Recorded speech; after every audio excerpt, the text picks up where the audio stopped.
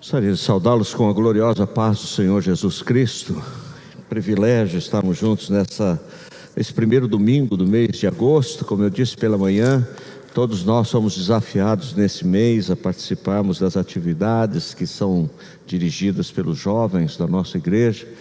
E todos nós podemos nos sentir um pouquinho mais jovens também, participando com eles e os incentivando naquilo que nós temos percebido, na importância deles na nossa igreja, jovens e adolescentes, né? Que coisa boa podermos como igreja temos um grupo tão expressivo de jovens e adolescentes. Eu acho que temos vários papéis aqui ainda. Se você não pegou o seu, aí ao final do culto você pega, para que a gente possa estar orando por esses jovens no decorrer desse mês, e também vamos estender isso com o objetivo de orar por eles e ajudá-los nessa caminhada aí, nos desafios que eles têm vivido, e como igreja podemos ajudá-los. E a ajuda mais efetiva, mais forte aí, nos lembrarmos de orar por eles e também estabelecemos algum tipo de vínculo, né? Eu peguei aqui o meu papelzinho, vou conhecer essa pessoa aqui, tá? Não é? E a gente vai caminhar juntos aí, com certeza, um tempo de oração aí por ela e pelos desafios. No final do mês de agosto, a gente pode ter aqui alguns testemunhos dessa caminhada de oração, desse cuidado, não é? Que a gente pode estabelecer aí nessa proposta. Fui informado que nós temos pastel após o culto lá, a cantina. Você pode participar ali também, abençoando os desafios da igreja. Amanhã, 17 horas, nós estamos lá na frente da prefeitura, do Paço Municipal, para aquela caminhada ali pela Avenida Brasil, caminhada pela vida, né? Nós tivemos um grupo corajoso segunda-feira lá, participando dessa caminhada. Se você puder. O Orlando esteve com a gente. Cadê o Orlando? Está aí, Orlando? Orlando, você vai amanhã? Isso aí, cara. Mas não precisa correr, porque você força a caminhada, vai no ritmo dos velhinhos, assim, para a gente chegar juntos, né? Então, sai com... Orlando estava lá com a gente, tá bom? E quinta-feira o nosso culto de oração à tarde. O irmão Nelson pediu para que a gente pudesse estar lembrando os irmãos dessa atividade. Queridos, vamos juntos para ler a palavra de Deus, no Evangelho segundo nos relata Mateus, e o capítulo 5, o Sermão do Monte, né? E eu gostaria de ler com os irmãos. Nós vamos ler até o verso 12, mas eu vou trabalhar aí essa segunda bem-aventurança, esse ensino de Jesus que está no verso 4. Se você puder acompanhar, abra a sua Bíblia, nós vamos ler o texto e você pode acompanhar aí também em sua casa. Quando viu as multidões, Jesus subiu ao monte. Havendo-se sentado, seus discípulos se aproximaram, e ele começou a ensinar-lhes, dizendo: bem-aventurados os pobres de espírito, pois deles é o reino do céu. Bem-aventurados os que choram, pois eles serão consolados. Bem-aventurados os humildes, pois herdarão a terra. Bem-aventurados os que têm fome e sede de justiça, pois serão saciados. Bem-aventurados os misericordiosos, pois alcançarão misericórdia. Bem-aventurados os limpos de coração, pois verão a Deus. Bem-aventurados os pacificadores, pois serão chamados filhos de Deus. Bem-aventurados os perseguidos por causa da justiça, pois deles é o reino do céu. Bem-aventurados sois quando vos insultarem, perseguirem e mentindo disserem todo mal contra vós por minha causa. Alegrai-vos e exultai, pois a vossa recompensa no céu é grande, porque assim perseguiram os profetas que viveram antes de vocês. Quando a gente lê esse texto, a gente fica se perguntando como é que alguém descrito aqui com essas características pode ser uma pessoa feliz, pode testemunhar que é uma pessoa bem-aventurada, porque nós imaginamos que a felicidade, a alegria é que nos dá aí a motivação necessária para caminharmos por essa vida, e por isso que nós vivemos esse tempo com essa mentalidade de que todos realmente querem colocar para bem longe a tristeza. Quanto mais longe a tristeza estiver, mais nós poderemos então testemunhar a nossa felicidade. Então nós não queremos essa ideia e não pensamos que realmente a tristeza pode trazer algum tipo de sermos bem-aventurados ou sermos identificados então como pessoas felizes. A nossa sociedade, o meio em que nós estamos inseridos é regida, não é, por uma ânsia do espetáculo. Ou seja, as pessoas estão dispostas a viver essa alegria, ainda que passageira, ainda que efêmera, ainda que à custa da desgraça do outro, né? Mas quero viver em alegria, ou desfrutar desta alegria, né? E há uma obrigação na vida das pessoas, a partir dessa ideia de que nós precisamos afastar a tristeza e nos aproveitar ou trazer a alegria para perto, de curtir a vida, de aproveitar cada oportunidade da vida, não importando os limites. Não, vamos viver a vida, vamos curtir a vida, vamos aproveitar cada minuto, vamos aproveitar cada situação, não é? Então as pessoas estão nessa obrigação. Eu fico me perguntando, nesse contexto que estamos inseridos, será que nós, crentes em Cristo Jesus, não estamos sendo afetados por esse tempo? E os nossos cultos, e as nossas celebrações, e os nossos encontros estão mais focados em produzir algum tipo de alegria na vida das pessoas, ao invés de trazer sobre elas e sobre aqueles que estão conosco a responsabilidade por este momento, nesse tempo em que nós estamos vivendo. Nós temos visto este mundo nosso viver um tempo de muitas lágrimas, porque muitas pessoas queridas estão partindo, muita gente falecendo, muita gente doente, muita gente passando por situações bem difíceis, né? E nós aqui e acolá somos então informados de que alguém que conhecemos, alguém próximo, está vivendo esse tempo de lágrimas, né? Mas, curiosamente, nós não choramos pelo pecado. Curiosamente, nós não choramos pela situação que a nossa sociedade está inserida. Curiosamente, nós não choramos e não lamentamos situações que temos testemunhado dia a dia, de uma sociedade que cada vez mais tem se afastado de Deus, dos valores de Deus, e não temos mais tido essa motivação de chorar pelo pecado. Qual é o tipo de tristeza que produz o choro dos bem-aventurados, não é? Existem dois tipos de tristeza. Ambas produzem lamento, mas somente uma tristeza é capaz de produzir o consolo de Deus, o consolo de Deus. Olha o que diz Paulo em 2 Coríntios, capítulo 7, verso 10. Porque a tristeza que é da vontade de Deus conduz ao arrependimento. Então há uma tristeza que Deus produz na nossa vida. É uma tristeza que Deus provoca. E essa tristeza nos conduz ao arrependimento e resulta em salvação. Não é uma tristeza que causa remorso, mas a tristeza do mundo resulta em morte. Então a Bíblia diz, Paulo escrevendo aos Coríntios, que existem dois tipos de tristeza. Uma que Deus produz e uma que o mundo produz.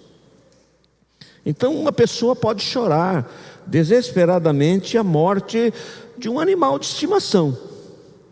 Morreu o cachorrinho da família.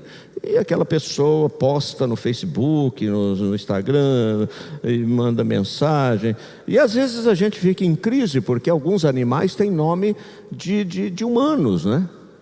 Então você fala, quem é que morreu, né?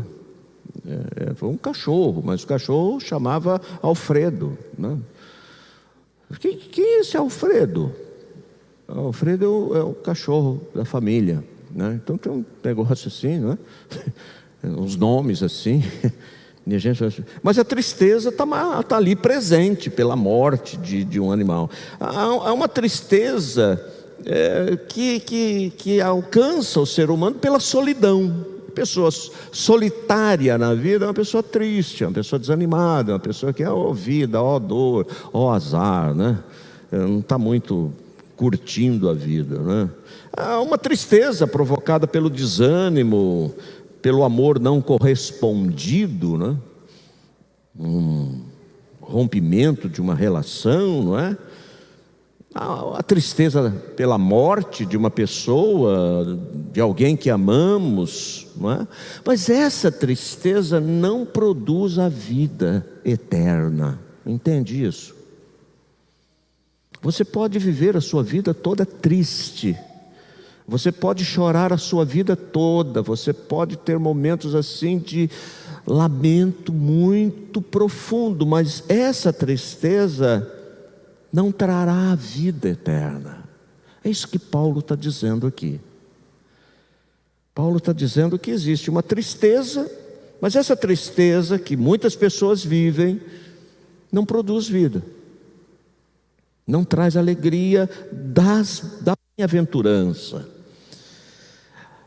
E aí a gente entende, irmãos, que a alegria, a tristeza que Deus provoca em nosso coração é provocar em mim e em você uma convicção profunda sobre o pecado da nossa vida.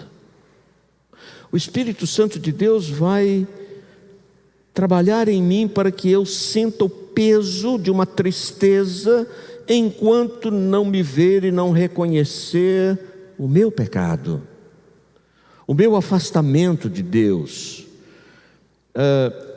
o meu distanciamento daquilo que eu conheço e que não pratico, aquilo que eu sei que é certo, mas eu faço o que é errado, não é? A felicidade que Jesus está falando é uma felicidade encontrada no choro pelo pecado. Então, quando você chora pelo pecado, você alcança essa bem-aventurança. Bem-aventurados os que choram.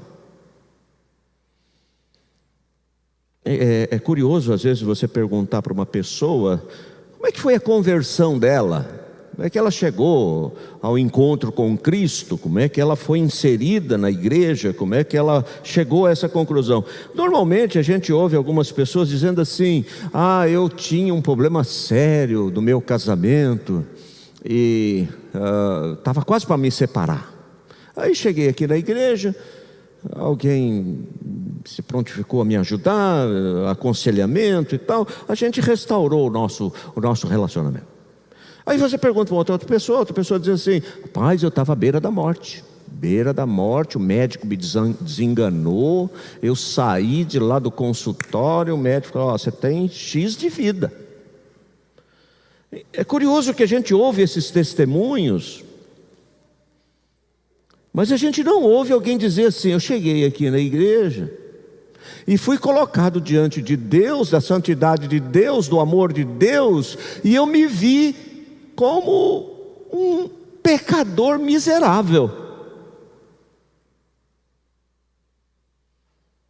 Eu cheguei diante da santidade de Deus e eu me prostrei e disse assim: Senhor, tem misericórdia de mim.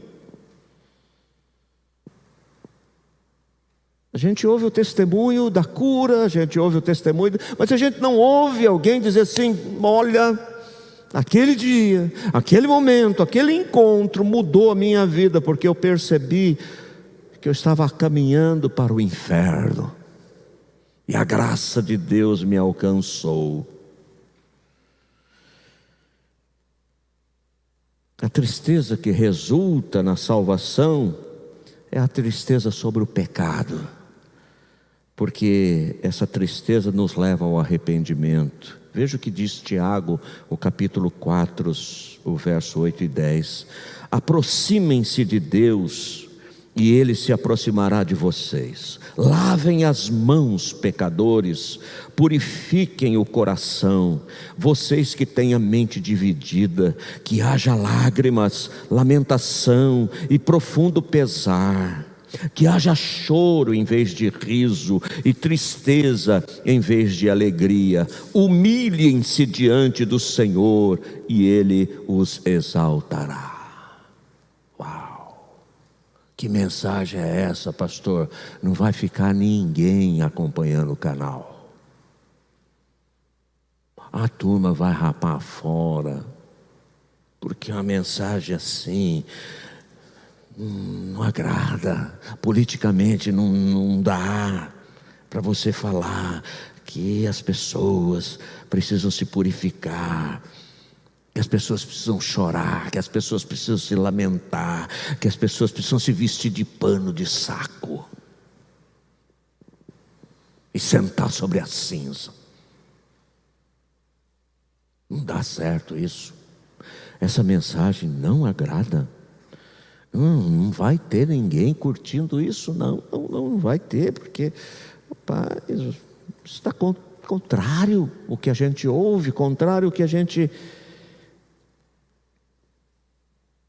Eu ouvi uma vez uma encenação de Pilatos lavando as mãos, né? Os jovens lá da igreja fizeram uma encenação, e uma das partes ali da encenação era Pilatos.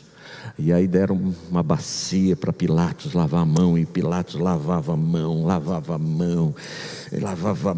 e a mão se sujava ainda mais, e ele lavava a mão e sujava ainda mais. E ele tentava se libertar daquela omissão diante da condenação de Jesus. Mateus, o evangelista Mateus, nos conta a história de dois homens, Pedro e Judas. Pedro e Judas foram discípulos de Jesus, eram discípulos de Jesus, escolhidos por Jesus. Pedro e Judas tiveram o privilégio de conviver com Jesus, foram discipulados por Jesus, foram treinados por Jesus, viram os milagres de Jesus, receberam os ensinos de Jesus, e os dois traíram publicamente Jesus.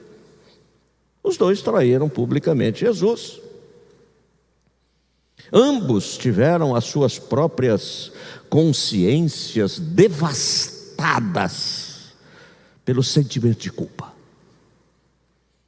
Ambos, Pedro e Judas, os dois.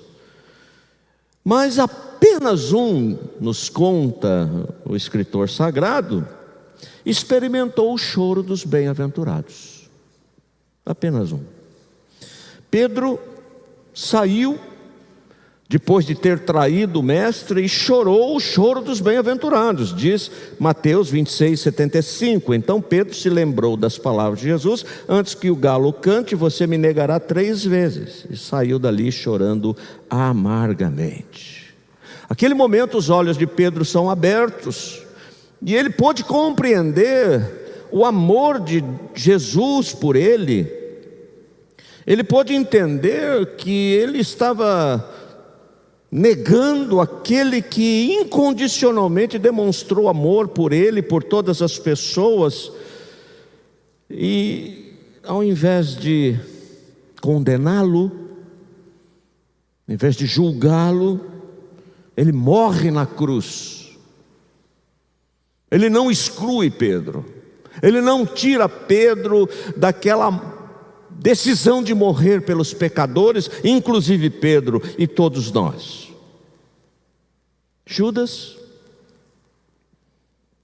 tocado pelo remorso, cometeu suicídio. Mateus 27:5.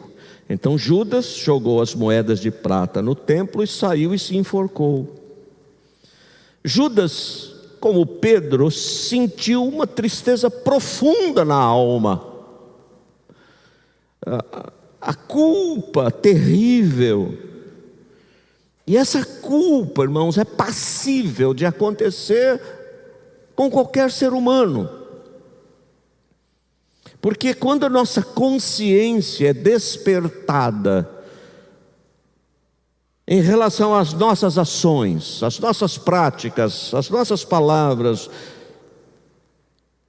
e não estão em conformidade com os valores que nós defendemos, com o sistema de valores que nós defendemos, nós entramos numa crise emocional.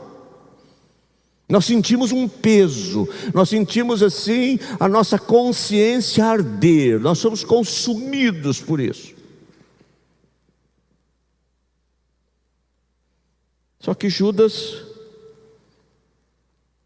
procura os sacerdotes, os líderes do templo e joga as moedas de prata, mas antes de jogar ele diz: traí sangue inocente. Eu traí alguém que me amou, alguém que todas as iniciativas dele foram no sentido de me resgatar, e eu, motivado por um egoísmo, motivado por uma busca de um resultado, eu traí.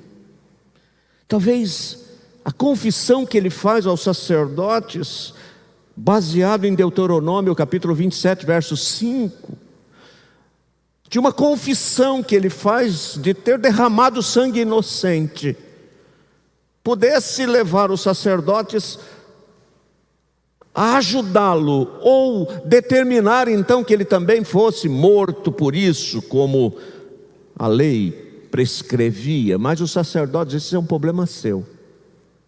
Você pisou na bola, isso é um problema seu. Você foi ganancioso, isso é um problema seu. Você cresceu o seu olho, é um problema seu. É isso que o mundo faz, né? O mundo faz isso.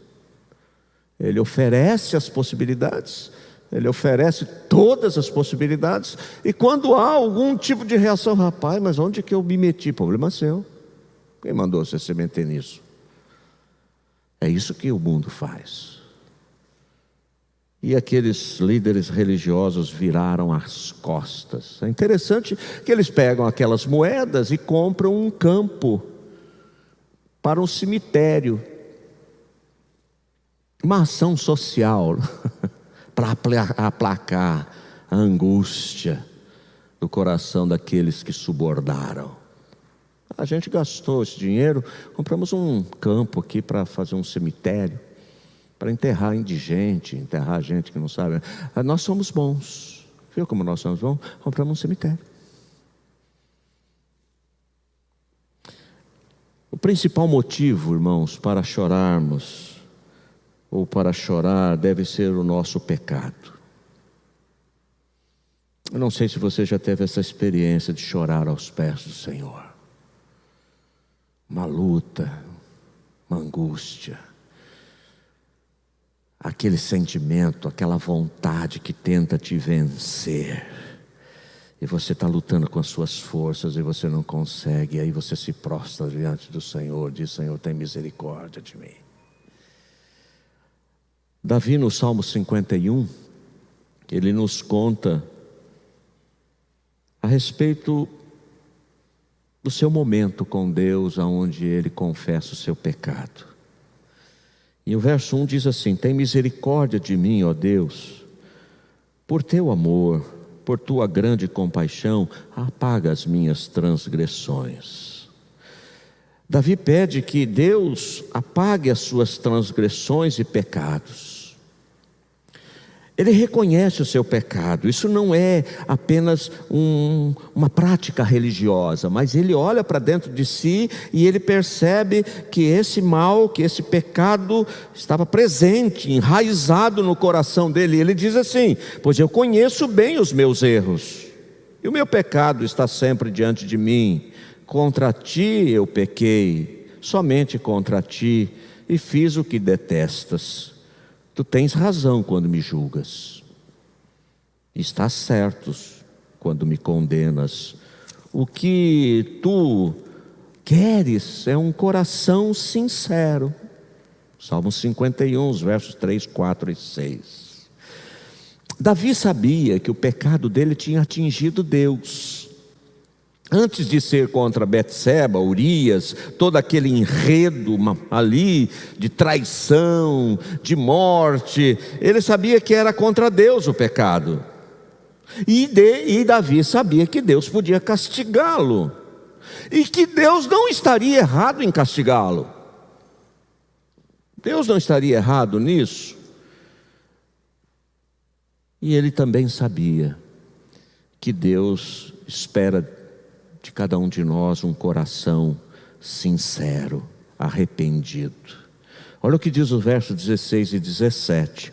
Tu não desejas sacrifícios, do contrário eu os ofereceria. Também não queres holocaustos. O sacrifício que desejas é um espírito quebrantado. Não rejeitarás um coração humilde e arrependido. A melhor explicação para a falta de lágrimas, de tristeza pelo pecado, é não reconhecermos o quanto nós temos nos afastado de Deus, e o quanto isso tem nos dominado, e o quanto isso tem trazido tristeza ao coração de Deus. E é por isso, queridos, que a gente enfatiza que o homem verdadeiramente feliz é aquele que é perdoado por Deus. Quem é o homem feliz? Quem é o homem alegre? Quem é o homem que experimenta essa bem-aventurança? Aquele que é perdoado por Deus. Aquele que não tenta provar para Deus que existem pessoas mais pecadoras do que ele, que não tentam apontar os erros dos outros, mas reconhecem o pecado na sua vida, a maldade na sua vida.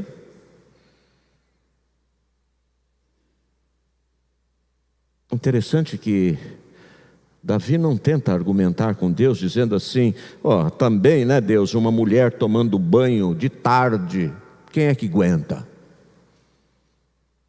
Não, Senhor, eu pequei contra ti.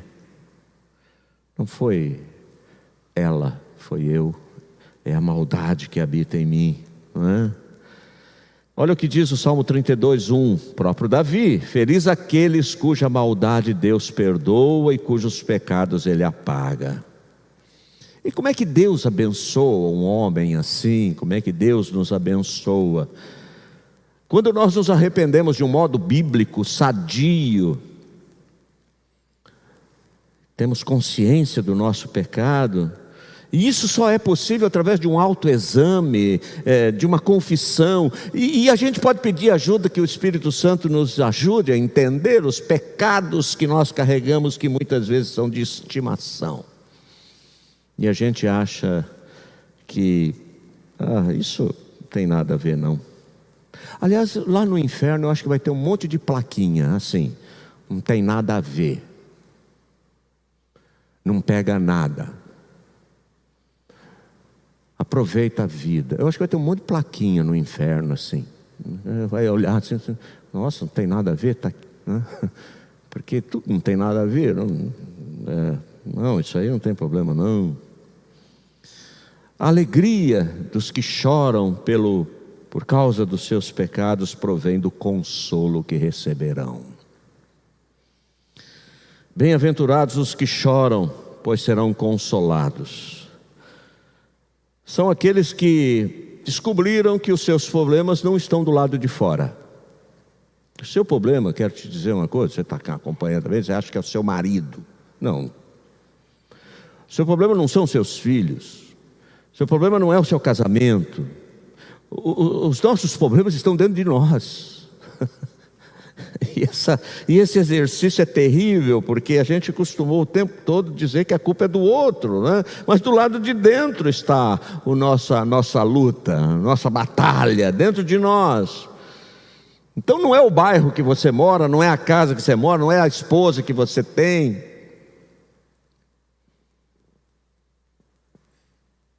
Eu já conversei com uma pessoa que me disse algo interessante. Ela disse assim: pastor, depois que eu parei de culpar a minha esposa pela nossa separação, eu me senti mais amado por Deus. Porque a gente culpa o outro, né? A gente culpa alguém. A gente culpa. O meu problema sou eu. Meu problema sou eu. E às vezes a gente age esperando a mudança no outro. A gente espera que o outro mude, que o outro mude, mas o problema sou eu. O problema está em mim. Quando eu acho que a mudança precisa acontecer no outro, existe um falso quebrantamento aí. O verdadeiro quebrantamento está no fato de eu dizer para Deus que eu sou o meu maior problema. Sou eu. Olha o que diz o apóstolo Paulo, grande apóstolo Paulo. E eu sei que em mim, isto é, na minha natureza humana, não há nada de bom. Pois quero fazer o que é certo, mas não consigo. Quero fazer o bem, mas não o faço. Não quero fazer o que é errado, mas ainda assim o faço. Então, se faço o que não quero, na verdade não sou eu quem o faz, mas o pecado que habita em mim. O pecado que habita em mim. Paulo, ele não apenas chora pelo pecado, ele dá um grito de libertação para com essa natureza. Esse bem-aventurado Filho de Deus, logo em seguida ao seu lamento, o reconhecimento de que ele era o seu maior problema, ele suspira de alívio e consolo, pelo consolo recebido. Olha o que diz o capítulo 7, verso 24 a 25. Como sou miserável, quem me libertará deste corpo mortal dominado pelo pecado? Graças a Deus, graças a Deus. A resposta está em Jesus Cristo, o nosso Senhor. Quando eu reconheço o meu pecado, eu me coloco diante de Deus, eu confesso a minha miséria, eu recebo o consolo de Deus. Eu recebo essa bem-aventurança de Deus. Bem-aventurados os que choram, pois serão consolados. Eu já contei aqui uma experiência que eu vivi com o pastor Laudo. Ele já é falecido, mas eu achei interessante essa experiência. Quero contar novamente que eu estou numa loja e eu conheci o pastor Laudo, mas o pastor Laudo não me conhecia. E aí nós estamos nessa loja porque nós vimos falar com uma pessoa que era conhecida dele e minha. De repente nós estamos ali e ele vem para falar comigo e ele começa a me evangelizar. Ele começa a pregar o evangelho para mim. Eu não sabia quem eu era. Eu falei, não acredito nisso não. Esse Jesus aí que você fala, eu não acredito nisso, eu acho que tudo acaba aqui, não tem esse negócio de céu, de inferno. E ele, nossa, 4 leis espirituais, Evangelho de João, Romanos, e ele vai e vem, vai. E ele já estava, e eu, de repente, chega o irmão que nos conhece, que nos conhecia. E aí esse irmão diz assim, pastor Rubem. Quando o Laudo olhou para mim, olhou para o irmão,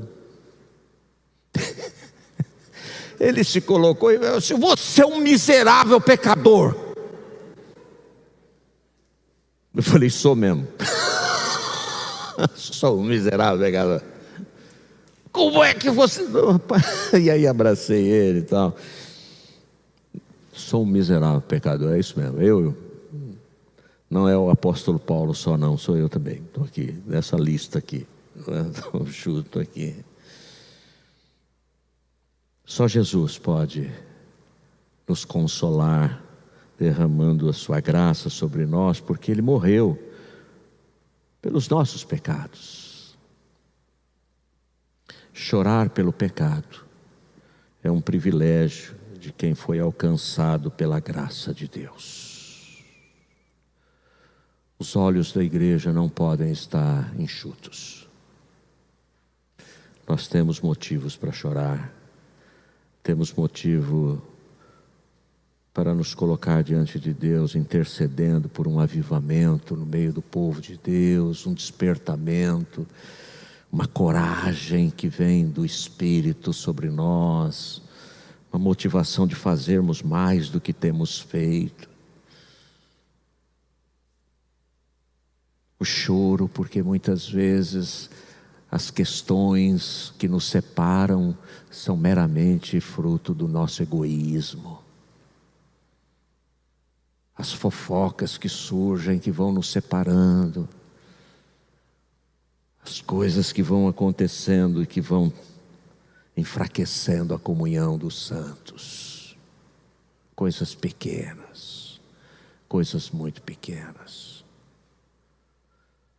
pelas quais pela qual nós já deveríamos ser maduros o suficiente. Eu já contei aqui a experiência de uma família que eu fui visitar, e essa família disse que estava fora da igreja, toda a família, porque havia uma discussão, e houve uma discussão quanto à flor no templo, se as flores eram artificiais ou naturais. E aí na assembleia foi votado que podia ter flores artificiais. E essa família toda saiu da igreja. Absurdo. Absurdo. Do que você está falando? Qual é a bronca? Qual é a crise? Enquanto ficamos muitas vezes aqui tentando administrar coisas muito pequenas, há muita coisa aí a ser feita, há muita gente precisando de ajuda, de socorro, do Evangelho, do amor de Deus, da graça de Deus. Precisamos chorar, precisamos chorar pelos nossos jovens, pelos nossos adolescentes, pela igreja, pelos casamentos, pelas famílias. Precisamos nos colocar diante de Deus. Senhor, não deixa os meus olhos ficarem secos, porque se os meus olhos secarem, a minha alma já secou. Já não há mais nada em mim. Queria desafiar você a se colocar diante do Senhor com uma nova perspectiva. Pare de falar do seu marido. O problema não é o seu marido, sua esposa, seus filhos, seu trabalho, não. Você e eu somos, para nós mesmos, o maior problema. Não espere que os outros mudem para que você mude. Não espere que os outros façam algo que então você diga, agora sim. Não, é você. É você que se coloca diante de Deus e chora diante de Deus. Deus, eu não te largo enquanto o Senhor não me abençoar. Com essa paz no meu coração, com esse perdão que só o Senhor pode dar, com essa cura. Senhor, manifesta a tua graça sobre a minha vida. E eu quero muito desafiar você a testemunhar um encontro com Cristo, onde você possa dizer assim, eu me encontrei com Jesus. Ele perdoou os meus pecados. Ele me libertou da condenação. Ele me deu a alegria de saber que eu sou um filho e uma filha amada do Senhor. Eu fico feliz de ouvir testemunhos de cura. Quem não fica? Eu fico feliz de ouvir que um casal que estava para se separar reconstruiu aí a sua... Fico feliz com isso. Mas o que eu e você precisamos testemunhar, quando foi que nós verdadeiramente encontramos Jesus, e olhamos para Ele e dissemos: Senhor, obrigado por o Senhor ter morrido na cruz pelos meus pecados. Obrigado porque o Senhor me libertou da condenação do inferno. Obrigado porque eu entendi o teu amor, a graça do Senhor revelada a mim. Curve a sua fronte. Se você ainda não se viu assim, interessante que às vezes você vem na igreja, ouve uma mensagem e aí você diz assim: que pena que meu marido não veio hoje, né? Que pena que meu filho não veio, né? A palavra de Deus é para mim e para você. E somos nós que estamos aqui nessa noite, e é você que está nos acompanhando em casa. Então é a nós que o Senhor está dirigindo a sua palavra nessa noite. Curve a sua fronte, coloque-se diante do Senhor. Permita que o Senhor possa trazer arrependimento, lágrimas, que o Senhor possa produzir a necessária manifestação de um amor, de uma graça, de um perdão a partir do reconhecimento de que eu e você somos miseráveis pecadores. Pai querido, nós estamos como igreja reunidos nessa noite, aqui em nosso templo, mas uma igreja reunida em vários lugares, porque temos pessoas nos acompanhando. Vários lugares, não só aqui em Americana, mas também no estado, fora do nosso estado, fora do nosso país. Não sabemos, mas o Teu Espírito sabe e conhece. Por isso, nessa noite, Pai, em nome de Jesus, os nossos olhos possam, ó Deus, ser encontrados como os olhos de quem tem chorado, especialmente, ó Deus, pelos pecados, pela maldade, pela minha maldade, pelo meu pecado. Lágrimas, ó Deus, que possam realmente refletir um arrependimento sincero, aonde não se busque qualquer tipo de explicação, apenas confissão e homologação diante do Senhor, que temos realmente cometido aquilo que não te agrada, feito aquilo que te entristece. E, ó Deus, nos ajuda como igreja a termos os nossos olhos, ó Deus, tomados por lágrimas de intercessão, de clamor ao Senhor, por nossa nação, por nosso país, pelos nossos governantes, pelas famílias, ó Deus, pelos jovens, pelos adolescentes, ó Deus, por pessoas. E então nós nos colocamos como intercessores, nos colocamos diante do Senhor, clamando que o Senhor possa, ó Pai, de uma maneira muito especial, visitar o Teu povo nessa hora. E aqueles que estão nessa hora, Deus, experimentando essa lágrima sincera diante do Senhor, de arrependimento, de mudança de vida, de um desejo de realmente uma experiência de transformação, operada pelo Teu Espírito, possa experimentar a alegria dos bem-aventurados, a alegria do consolo. Bem-aventurados os que choram, porque serão consolados. Pai, possamos ter esse testemunho na nossa vida, de testemunharmos que somos bem-aventurados, porque temos experimentado este consolo do Senhor, manifesto em nossas vidas, a partir da nossa confissão sincera, do nosso arrependimento, do nosso quebrantamento. Nós assim oramos, Pai, com muita gratidão, na certeza que somos ouvidos, e pedimos que o Senhor nos abençoe nessa semana, nos desafios que ainda teremos, nas situações que temos vivido. Oramos pelo Carlos, que está ali naquele hospital, carecendo de um milagre do Senhor. Também o Diogo, como já foi aqui citado, e de outros queridos que também, ó Deus, estão necessitando de uma manifestação do Teu amor, mas que sobretudo estes, ó Deus, possam testemunhar a cura mas sobretudo a experiência de terem sido alcançados por Jesus Cristo, o teu Filho, o nosso Senhor e o nosso Salvador.